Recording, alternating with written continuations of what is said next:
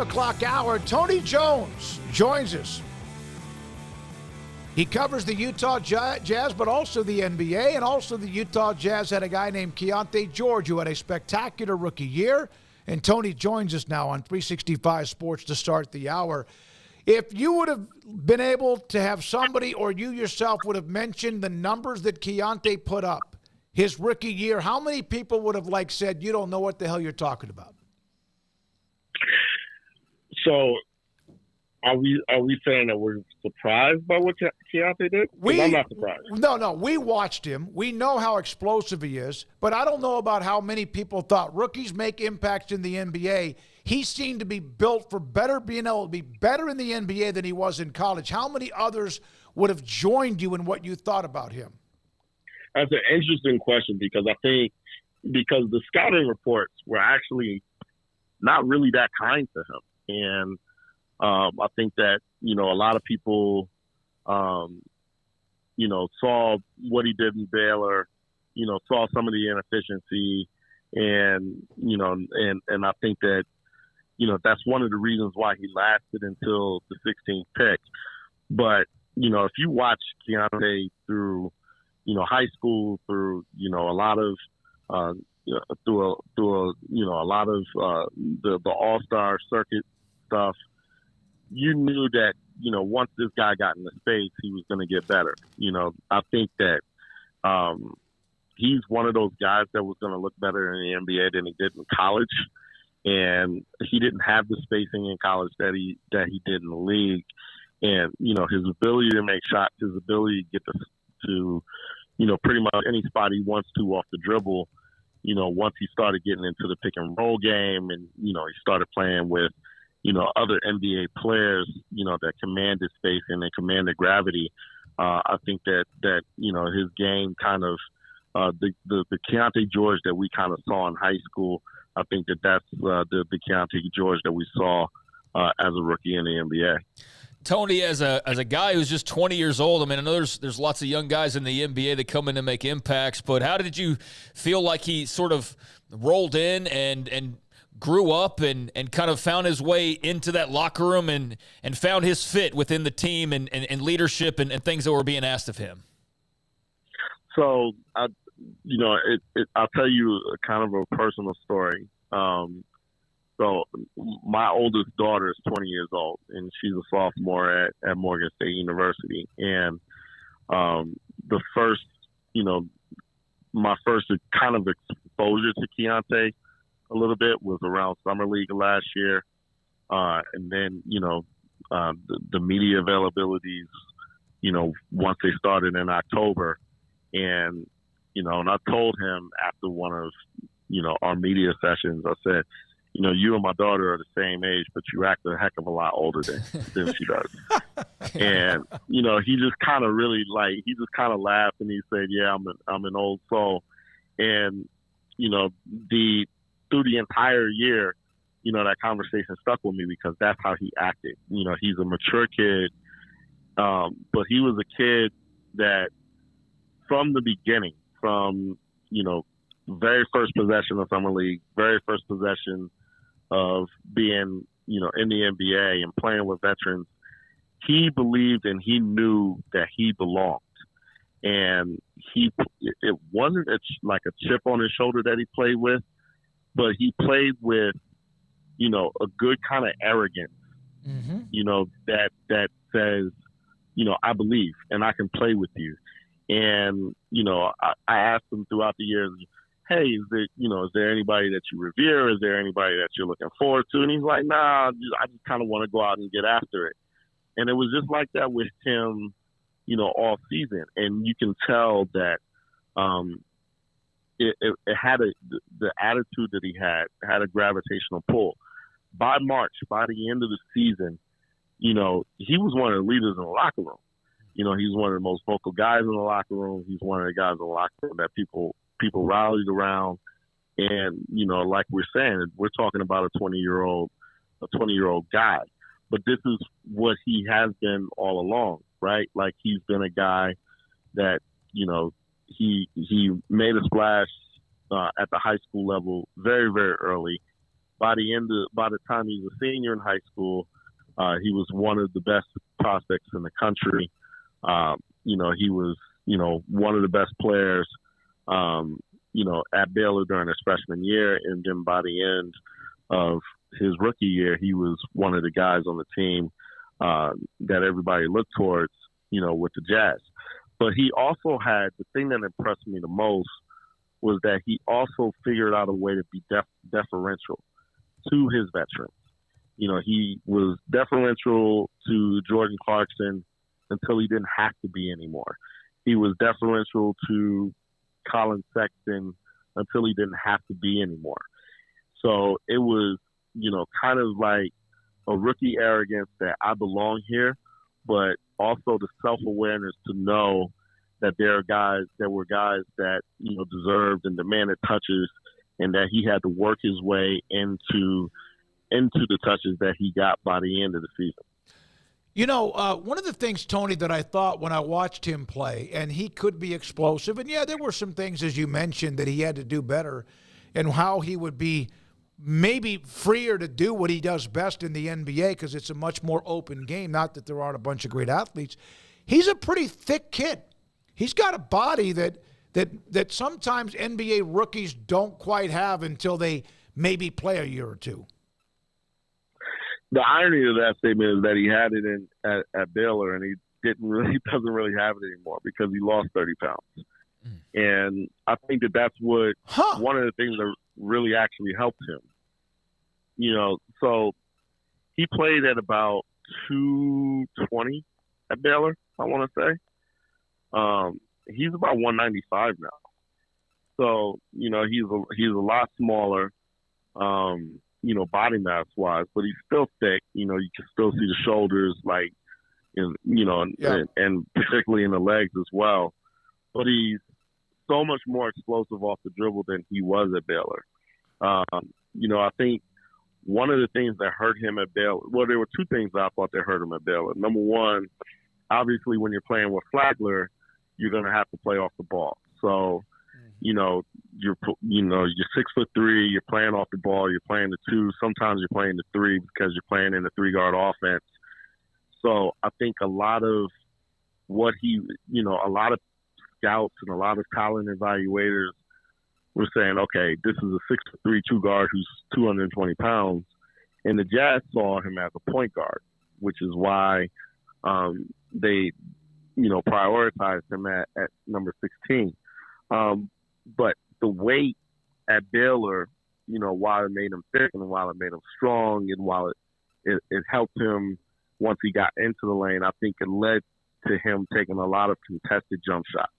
Took a lot of contested threes, and he made a lot of them because he's a shot maker.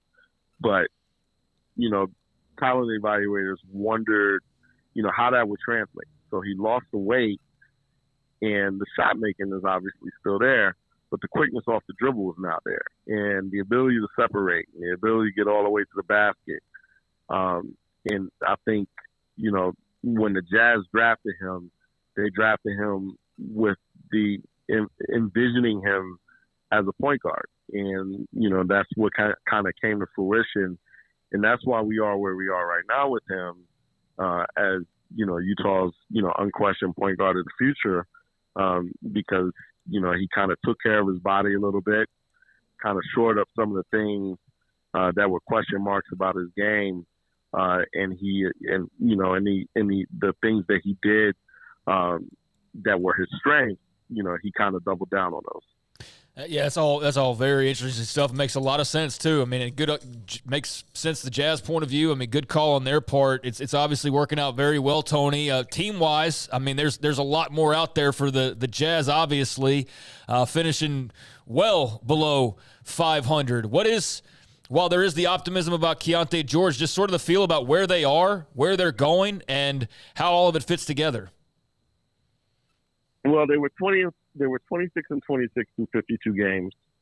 And, Danny Ainge and Justin Zanuck, they said, okay, we can, make a push at this and, maybe we make the play-in. Maybe we get out of the play-in. But, we get clapped by, Oklahoma City or Denver or whoever gets the number 1 seed. So, they made the decision at the trade deadline to kind of tear it down.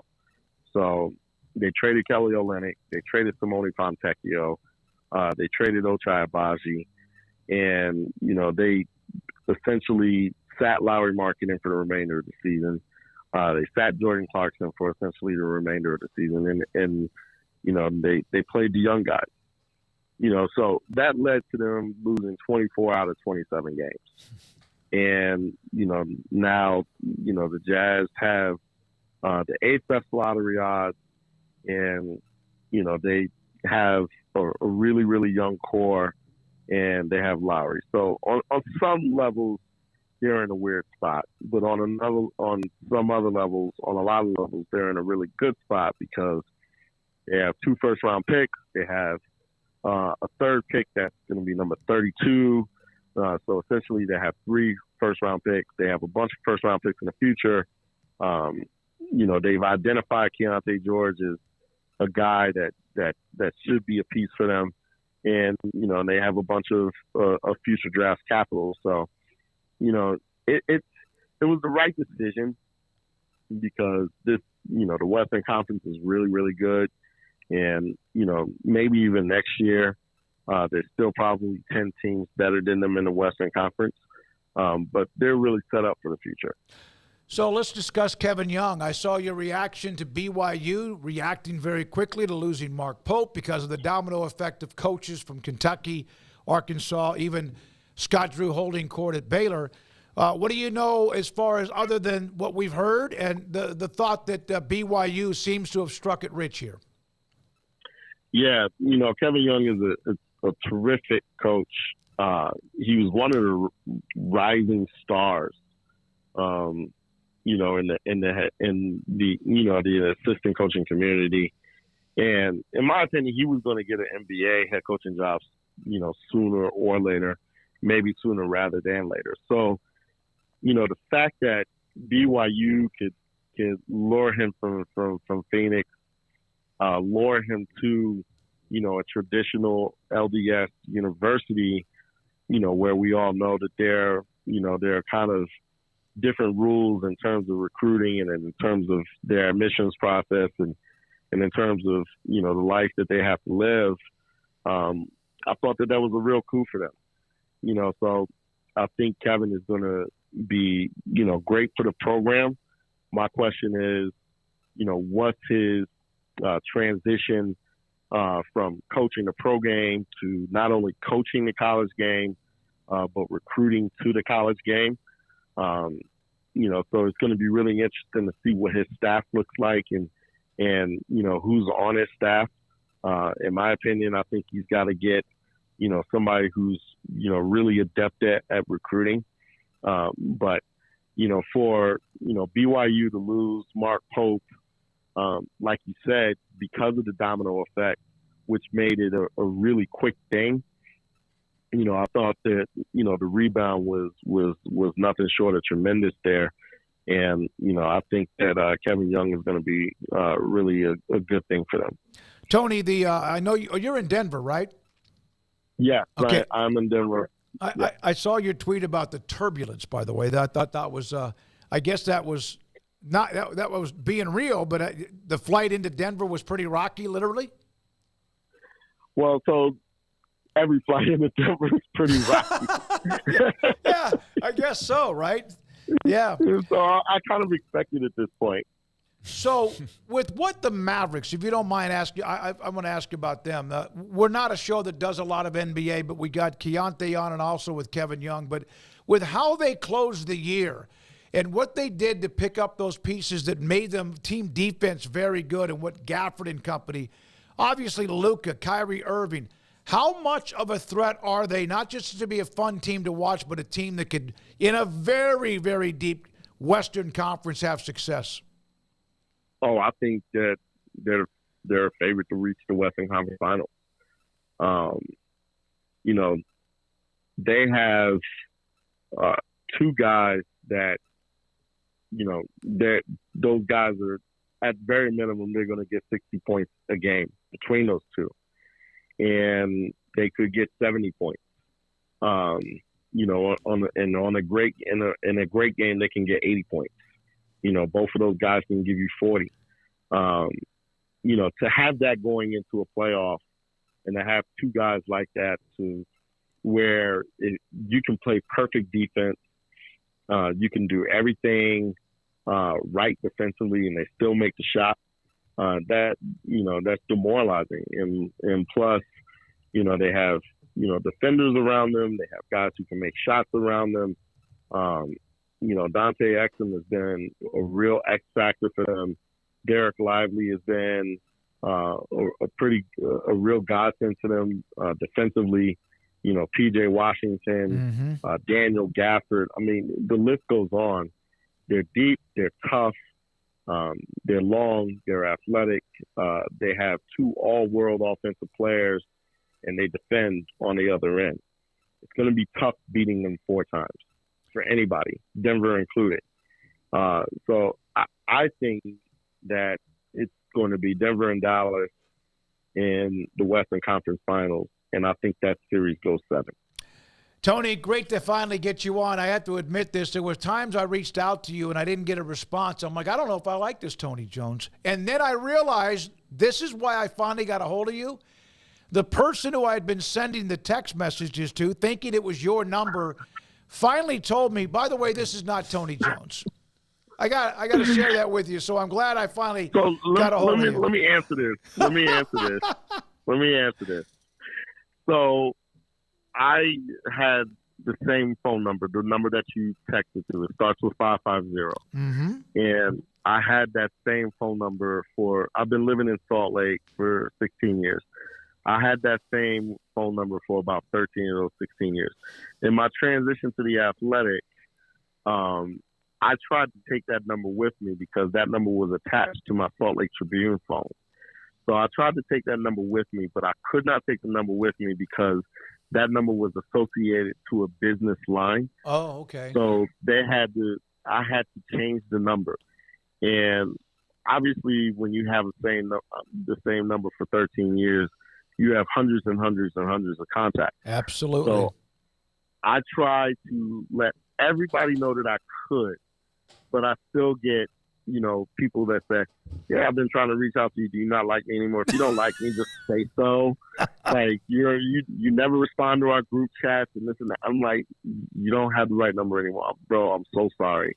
So I apologize to you. No, it's not your fault, man. I really do. How when you got the right number, how fast did I respond? Oh, immediately. Like absolutely immediately, and we had it done. I'll tell you a story if you don't mind. This is back when phones early. This is probably in the mid-'90s. I once, during halftime of doing a junior college basketball game, raced up this tunnel, which was at a JUCO arena, really nice one though, and I went to go to the bathroom in a urinal, and I'm very attention deficit, and when I went to flush the urinal, my phone fell in it and went down. It's gone. And back then, a lot of those things weren't saved. And somebody said, well, what about the phone? I said, I don't give a damn about the phone. It's the contact numbers. Just like you said, right. Man, you're petrified of losing all your sources and contacts and others. I'm glad it's worked out for you. Thrilled to get you on, man. Thanks for your time and enjoy the NBA playoffs. No, thank you so much for having me. I really appreciate it. Tony Jones, the Athletic, with us on 365 Sports. See Garrett, Craig, and Emery. You never know.